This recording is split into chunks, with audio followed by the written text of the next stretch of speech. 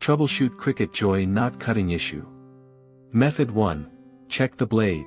Step 1. Open the blade clamp and remove the blade. Step 2. Push down the plunger on the top and check if the blade requires cleaning. Step 3. Roll up a ball of aluminum foil, push the plunger and stick the blade in a few times. Step 4. This will not only clean the blade but also sharpen it. Step 5.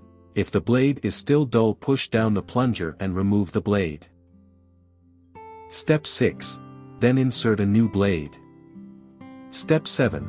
Insert the blade back into the machine and close the clamp. Method 2. Use mat with smart vinyl. Step 1.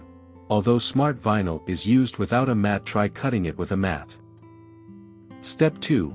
Trim the material an inch larger to the design. Step 3. Place the smart vinyl on the mat and ensure that it's lined up correctly. Step 4. Scrape or burnish it down. Step 5. Tape down the vinyl to ensure that it doesn't move.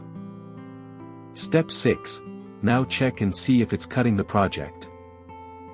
For more such help and information, visit us at www.manimaker.com or call us at +1 786 866 5932 +44 020 3983 0480.